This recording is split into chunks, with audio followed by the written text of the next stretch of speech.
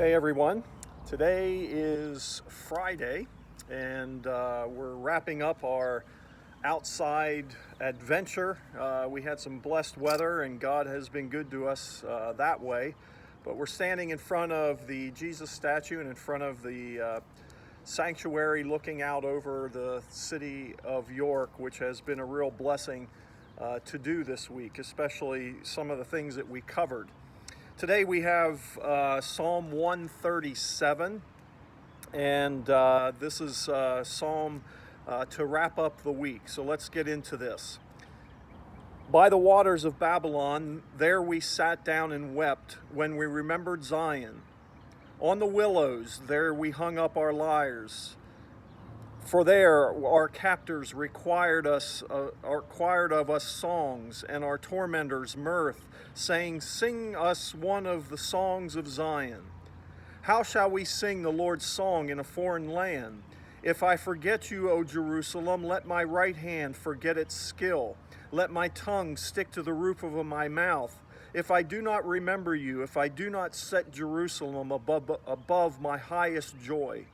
Remember, O Lord, against the Edomites, the day of Jerusalem, how they said, lay it bare, down to its foundations. O daughter of Babylon, doomed to be destroyed, blessed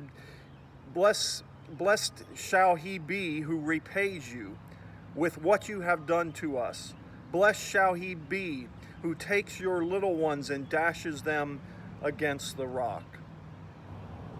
Well, it's an interesting psalm for sure, but one of the things that drew me in when I was looking at this prior was the fact that the Israelites really abandoned God, and as a result, the Babylonian Empire came, took them, and exiled them into their own land in Babylon.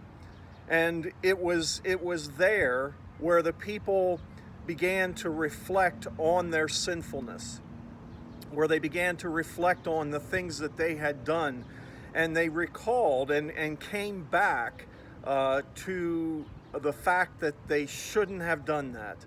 They should have remained faithful to the Lord instead of following all the idols and all the other things that they were doing. And so while they're in Babylon, the Babylonians are asking them to sing songs that they used to sing in Jerusalem, which was kind of a knife stabbing them in the back in a way. But what's interesting about this is that they came back to their senses. And sometimes that's what calamity does, right? That's what things that happen in our lives, whether it be a sickness, whether it be a virus, whether it be unrest in our country, financial situations, whatever it is, sometimes God uses those things to help us realize who we are and what we need. We need God. We need Him in every part of our lives. It is not just in the bad times, but we need Him in the good times. We need Him throughout our lives. And if there's anything that I want you to take from this, and as we close out this week, it's the fact that we cannot forget who God is all throughout our lives. It's not just in certain times, but it's always, it's every day. And so I really hope that you take some time this weekend to think about your week, think about your month, think about what we've gone through almost 6 months of this year already, and be thankful for what you have.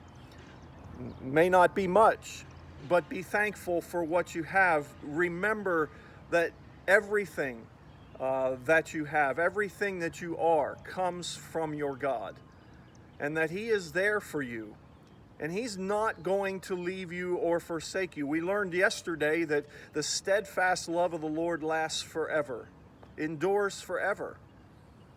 And that is the promise for us. We do not have to ever feel like we can just let God drift away, but we always have him there with us. And it's a wonderful promise, not only to be realized in calamities and hardships and difficulties in life, but to be realized every single day. And so may that carry you into the weekend, and we look forward to seeing you again soon. God's blessings, and be a blessing.